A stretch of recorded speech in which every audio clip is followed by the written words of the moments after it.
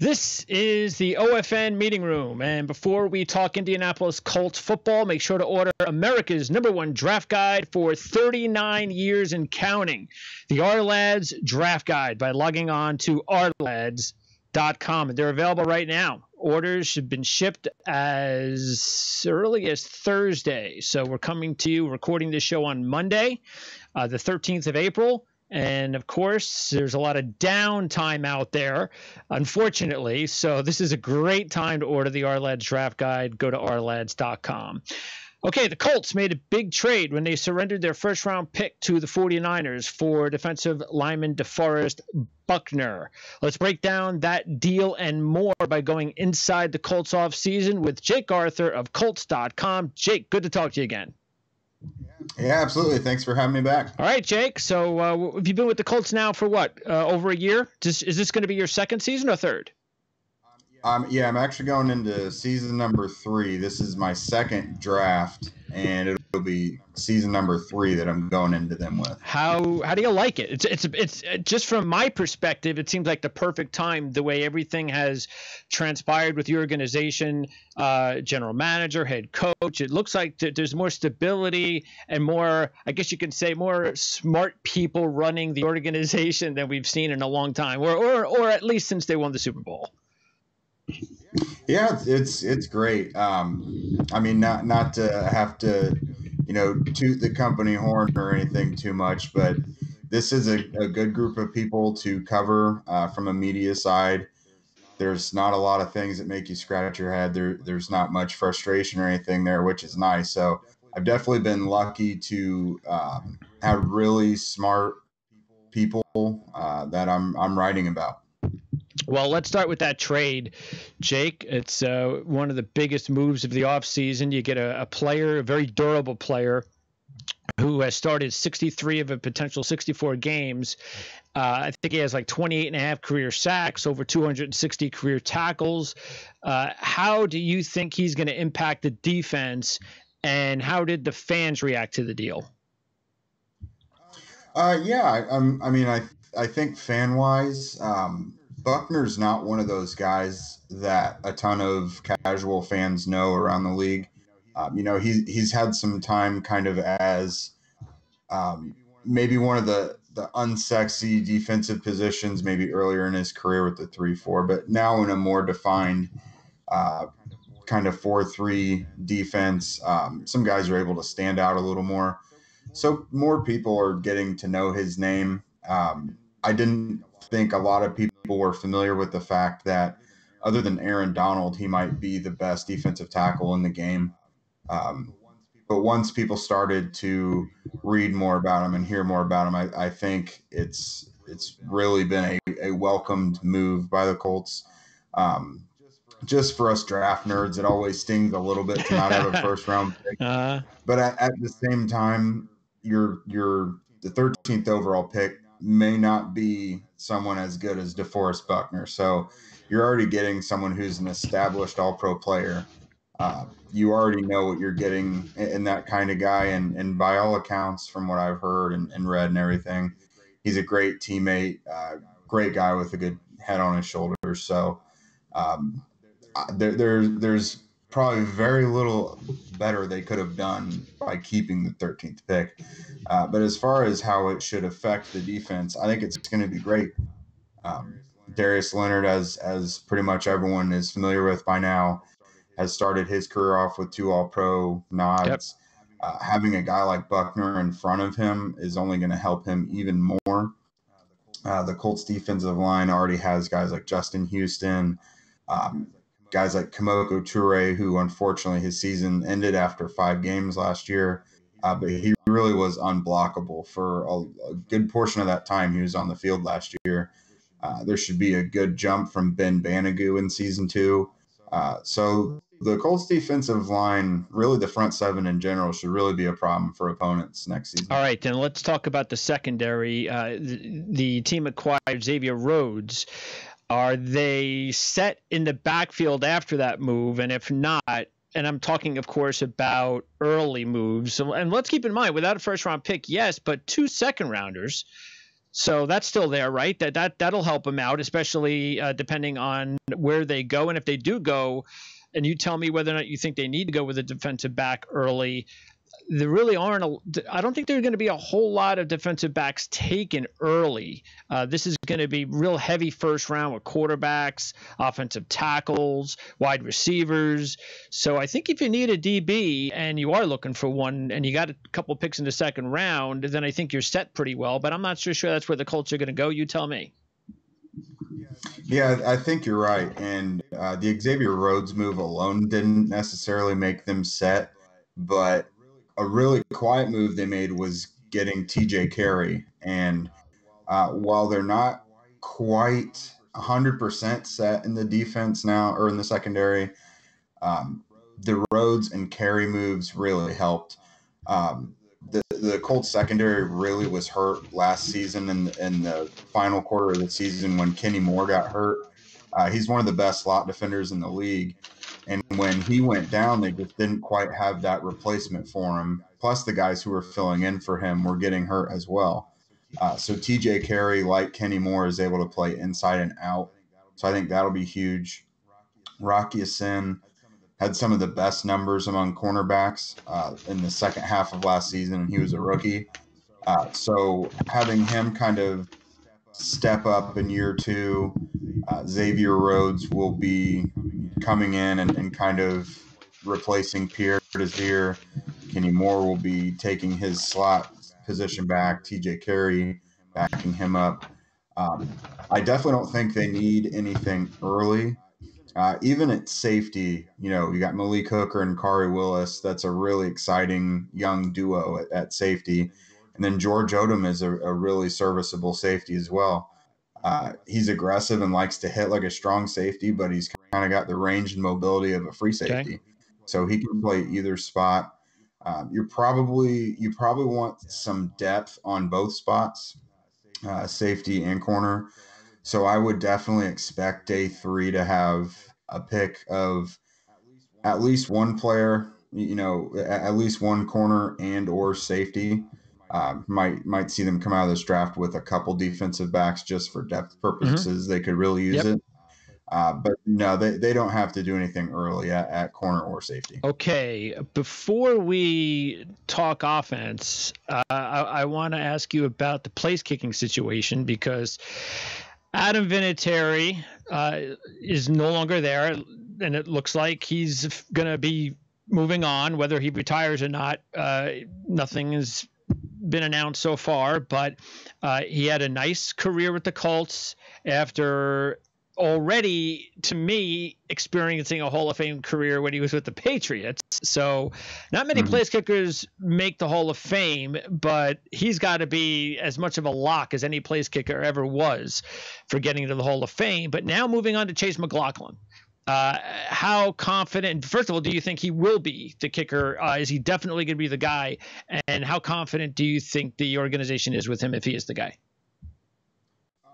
Well, looking at things today, I think he's certainly in the driver's seat. They re-signed him after the season, so they liked enough of what they saw from him in those last 4 games to bring him back for next year to probably, like I said, be in the driver's seat. Adam Vinatieri had a procedure on one of his knees. So that whenever that question has been asked about Vinatieri's future with the Colts, he's a free agent. He's obviously at retirement age, and he's rehabbing a knee injury. They've just kind of said that they're kind of keeping in touch with him, seeing how recovery is going, things like that. He could retire. He could sign somewhere. We really don't know. But so, yeah, for now, it looks like McLaughlin has the leg up, no pun intended. But I would imagine they'll probably bring in some competition for training camp, probably in the form of an undrafted guy or a veteran who kind of bounces around a bit, someone who'd be probably considered a safer guy, even though, in the NFL, kickers weren't quite safe players last year or so. But no, McLaughlin was really good with them last year. He made all but one of his kicks in those 4 games. I want to say it was like 16 out of 17 or something like that. That included a couple 50-yarders. So he did about as well as he possibly could have in his 4-game audition with the Colts. So I don't think it's going to be an issue if they enter the 2020 season with him as their kicker. He did what he needed to kind of prove some things, all that he could at the end of last season. Oh, by the way, I wanted to ask you before we moved out of the DB area about being a Jet fan, as you know. You mentioned Desir. What happened to Desir? Because he had the strong 2018, and then things just they weren't the same last year. So for any Jet fans that might either be listening, or I could, of course, take this information over to my Jet show and let them know what you said regarding Desir. What happened there, and should Jet fans be feeling okay with having him on the team?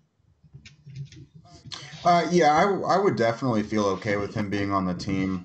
As you guys are familiar, there's several ex-Colts that have gone east over to New York. Rex Hogan is a direct kind of pipeline for that.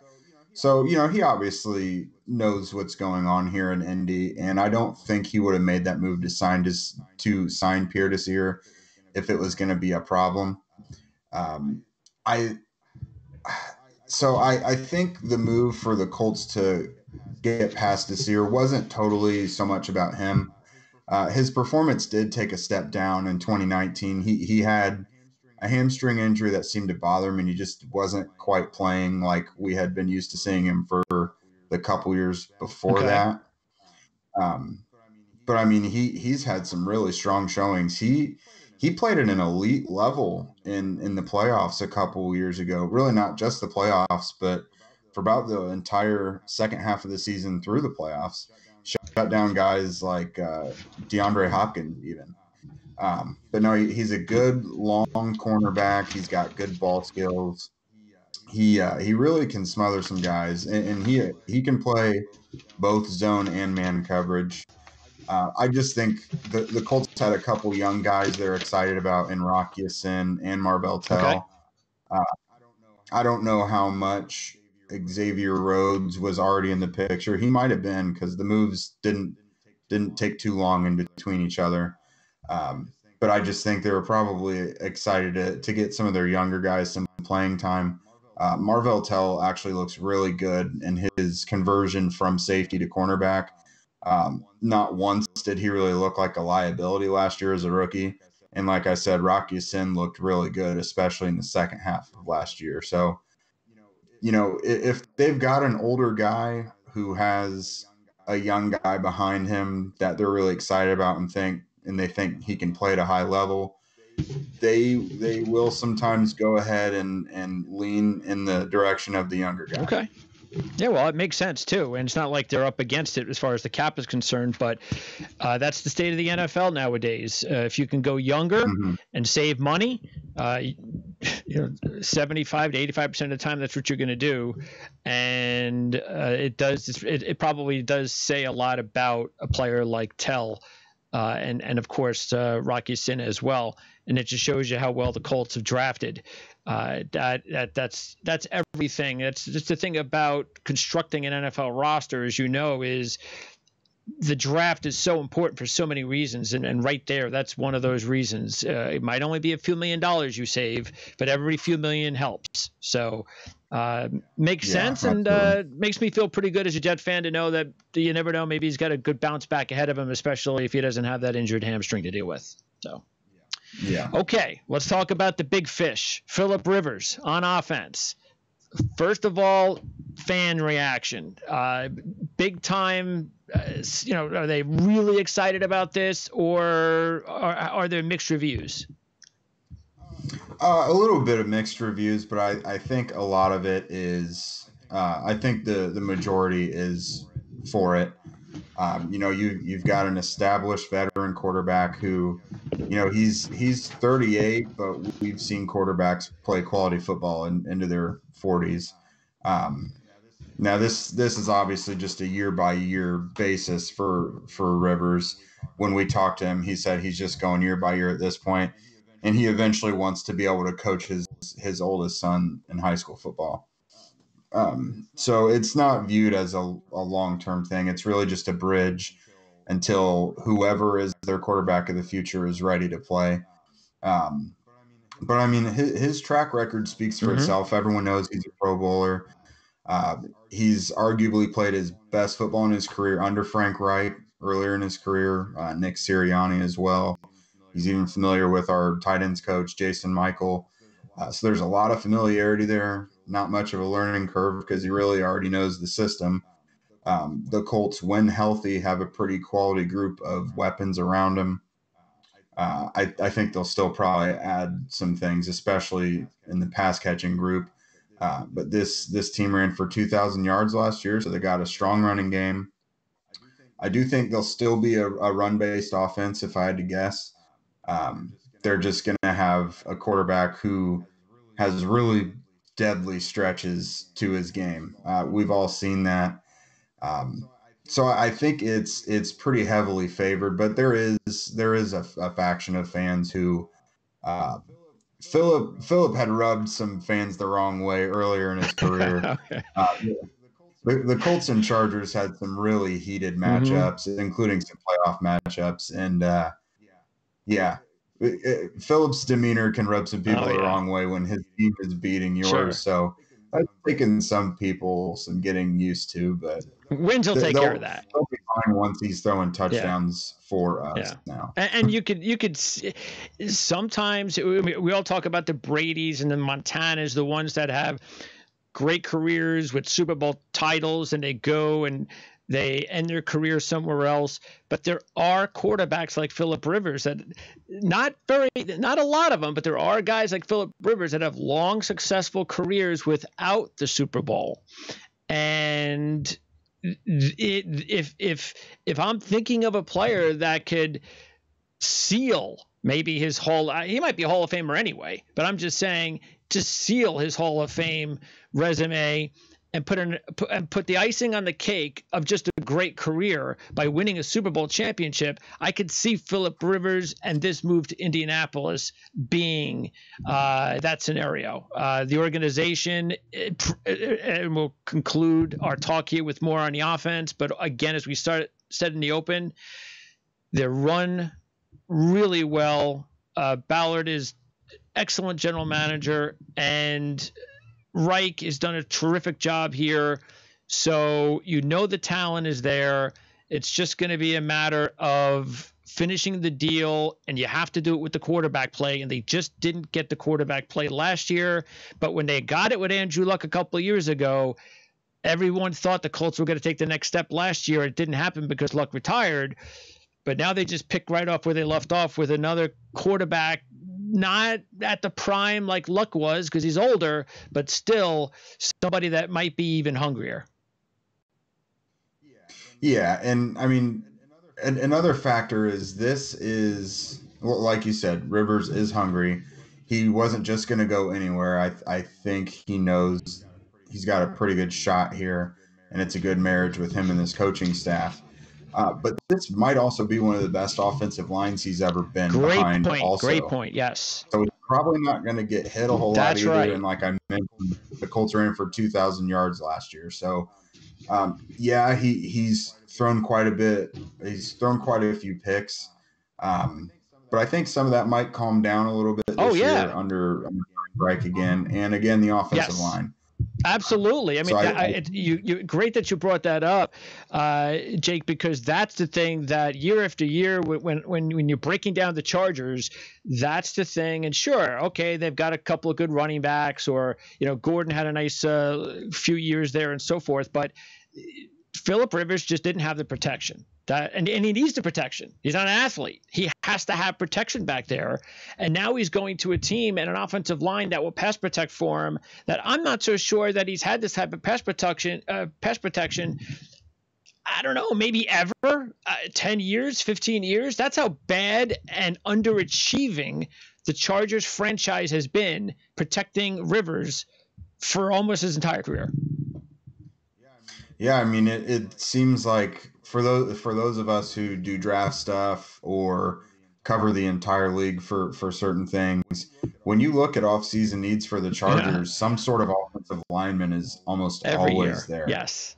Yeah. So I that's why I think this is a great marriage. All right. So what about Brissett then? We know the Colts are not giving him away. So we know that's not going to happen, especially in today's day and age. You need that backup quarterback.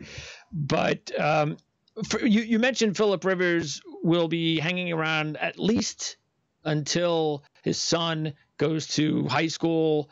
So what's the time frame with that? Like how long can Phillip Rivers, if everything goes well, how long can he be a Colt? And then therefore that could maybe answer our question about how much longer they can hold on to Brissett. Well, so Brissett and Rivers are both free agents after this season. So after this season, their quarterback room kind of sits at zero. I think how long Phillip is here is kind of dependent on what they're able to do in the draft or how they acquire whoever they view as their quarterback of the future.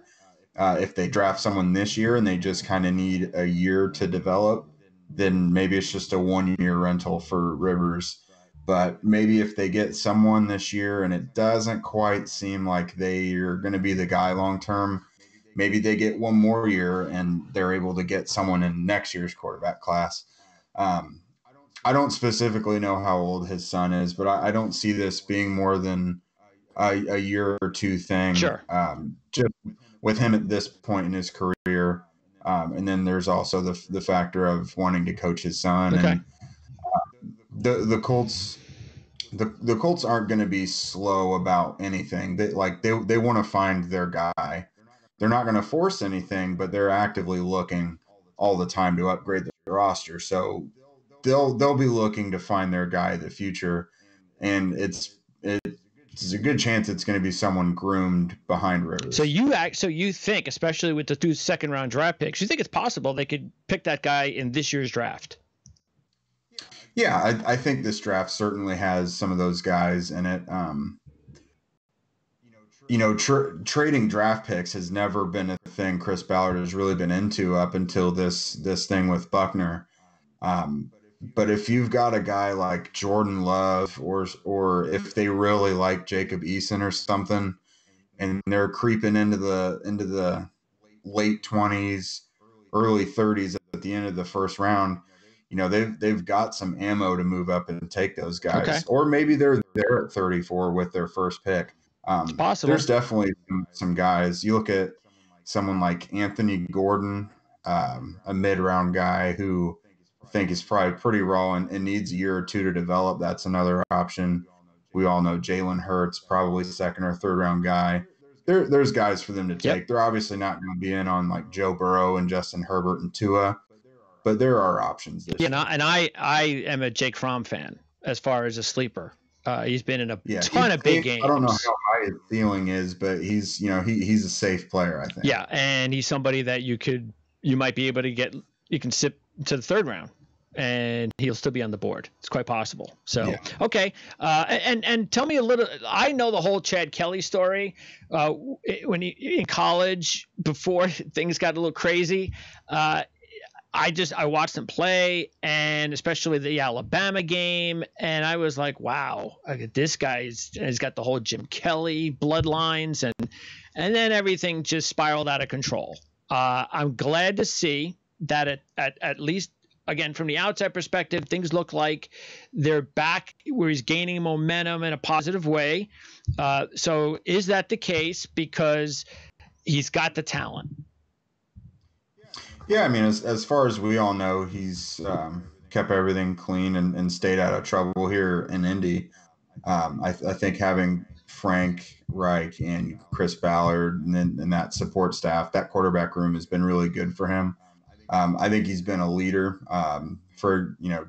he also leads by example, but he's a vocal guy too, just from what I've seen from him, like in the locker room after games or in training camp. He's always like the first guy on the field in training camp.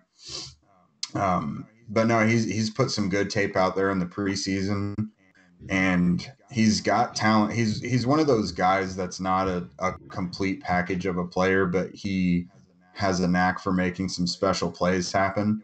And we've seen that, in training camp practices and in the preseason and things like that. So um, I don't think anyone knows what his future is. I think everyone's just kind of playing it by ear.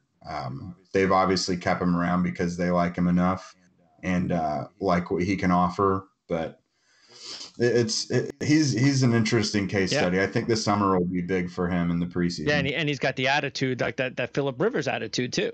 That'll be some quarterback room. Maybe he can. He's feisty. He's a gunslinger too. I've seen him on the sidelines and stuff before. He's a fiery guy. Yeah, well, you root for those guys, especially quarterbacks in the NFL. The NFL needs quarterbacks, and he's just way too talented to not be an NFL quarterback, even a starter. But he's got to get rid of all the personal stuff, which does happen, does get in the way. All right, let's talk about the running back position, because as you mentioned before, with running back, the running game, and successfully over 2,000 yards. As we know, Reich likes a stable of backs. He likes to have 3-4 backs at his disposal. The talk this offseason, for what we've heard, is that Marlon Mack, there is no extension talk right now. What does that mean anything? Knowing management, knowing the owner, does that mean anything? Because if Marlon Mack may not be back in 2021, then the running back position that's potentially open for a draft pick as well. Yeah. So Jonathan Williams was, the fourth guy this year. He's a free agent, I believe, still an unsigned free agent. Marlon is going into a contract year, and then Nyheim Hines and Jordan Wilkins each have one more year after Marlon does. Well, they'll have a couple more years they'll be going into their third year, so they got a couple more years. But I do think they like to invest in their own guys. Okay. I'm sure at some point there's probably been talk with the agent or whoever. It's probably just about coming to an agreement, because a guy like Marlon, especially if he gets another 1,000-yard season, a lot of these running backs are making 10, 12, 14 million a year. It's running back, as we've seen, is a risky position to sink a ton of money into. So it's just going to be really interesting to see how all that unfolds, because I mean, if Marlon has another great season, like he just ran for 1,000 yards last year, he'll deserve money. He'll deserve a nice contract, but it just will remain to be seen from who. I do think they'd love to have him back. He's their workhorse when he's in there, so they do really like him. I think we'll just have to kind of see how it all plays out. And I think it's smart, because he's missed 8 games the last couple of years, and I think no matter where he would be under any ownership group, they'd want to see a full season, as much as a full season that they can get from him before they give him an extension. If he goes out there and plays 10 games this year, even though his statistics are good, I'm not sure what you could do with that. Maybe you give him a contract, of course, and you offer him something, but you're not going to offer him, I think, what he would want, because that position, the money slots depending on durability. Especially, look, he's at the stage of his career where he should get a good contract if he plays 15, 16 games. He should get a really good contract if he has good stats with that kind of action. But he's got to do it. He's got to play the games, doesn't he? Yeah, absolutely. And I think he was pretty healthy last year for the most part, but he suffered a broken hand, which is kind of a freak thing. I think if he had like repetitive soft tissue and muscle issues, that'd be one thing. But he probably would have played in every game last year if not for that hand. And he actually came back a lot quicker than what was expected from the hand. So I think 2019 probably gets filed under a clean bill of health for him. At least for teams that would go through with a fine-tooth comb as for his injury history. But no, I think if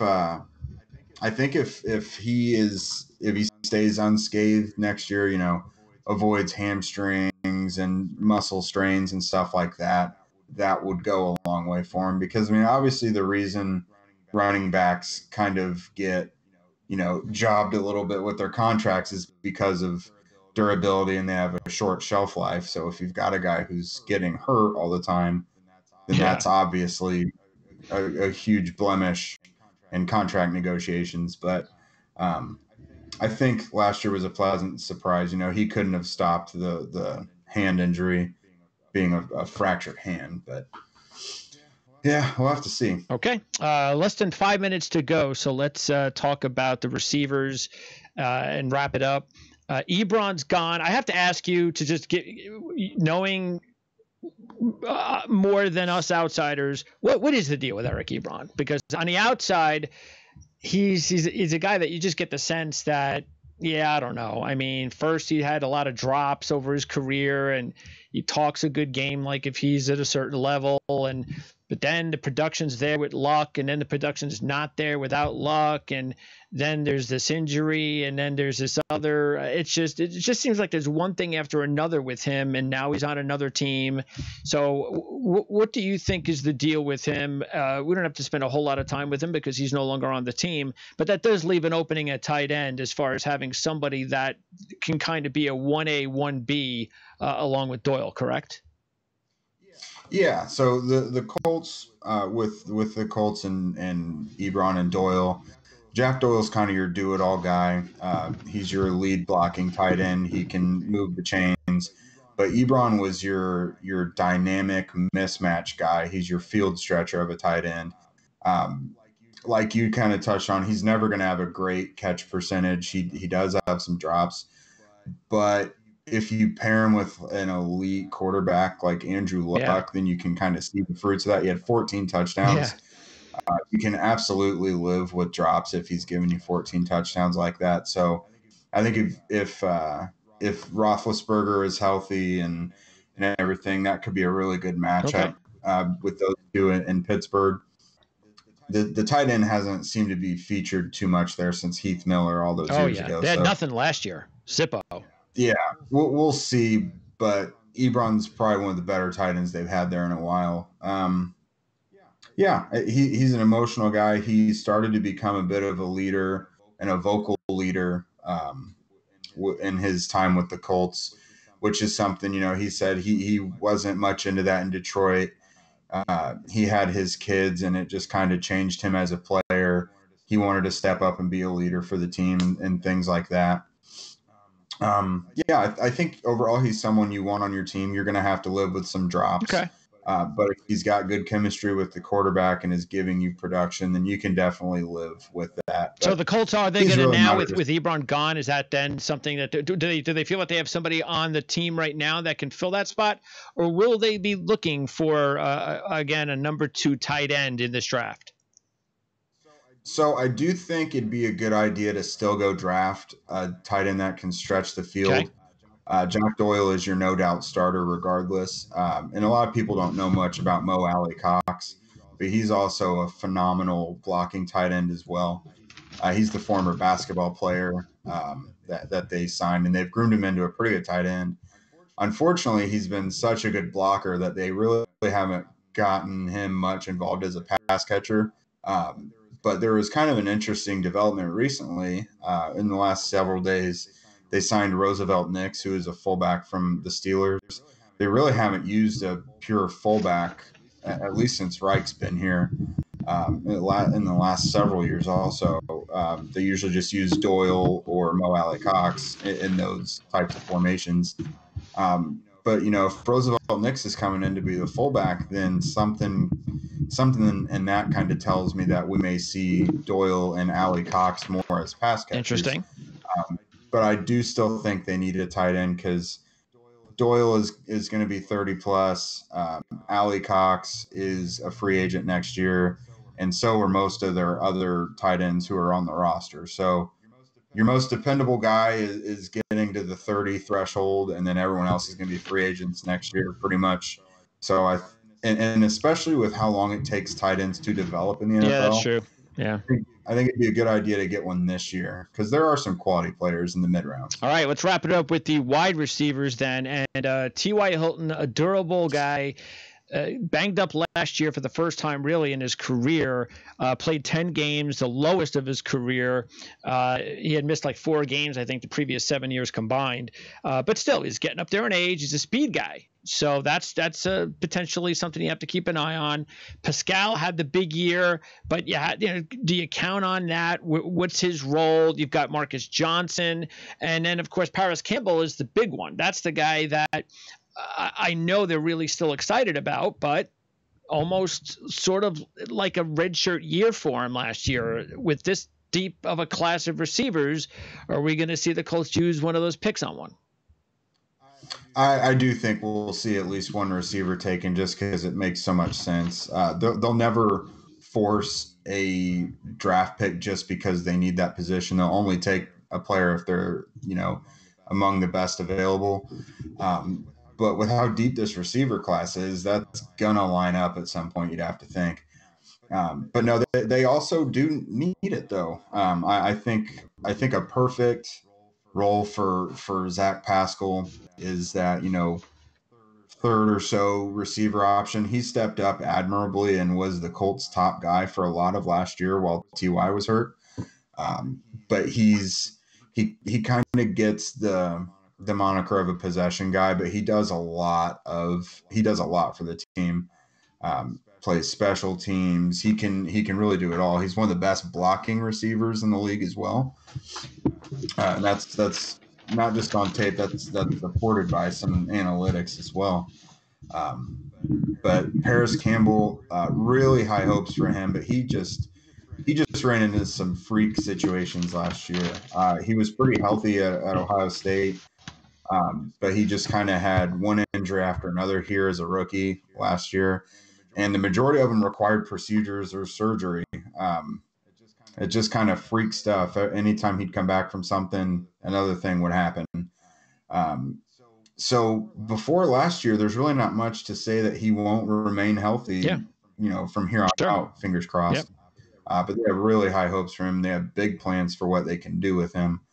But yeah, I think something they're missing, especially with Devin Funchess missing basically all of last season and then leaving in free agency, they need that big-bodied guy. Okay. And that's something Phillip Rivers has pretty much always had also. You're right. Vincent Jackson and Mike Williams, guys like that. And the Colts, even before Phillip Rivers, always wanted to have at least one huge guy like that on the roster. So I think we'll see them try and fill that role in the draft if it's there. Jake, before I let you go then, with the 2 picks in the second, whether they hold on to them or not, give me a couple of either players or positions, just best guess on how you think the Colts are going to go with their early picks. So they always try to build from the inside out. But like I said, they're also always going to take best player available. With that said, to secure their long-term infrastructure, I guess, I wouldn't be surprised to see an offensive tackle taken, someone who could eventually replace Anthony Costanzo once he's done. Okay. Edge defender will always be a position they'll look at, like no matter if they were stacked to the brim with them on the roster, they'd always look at that.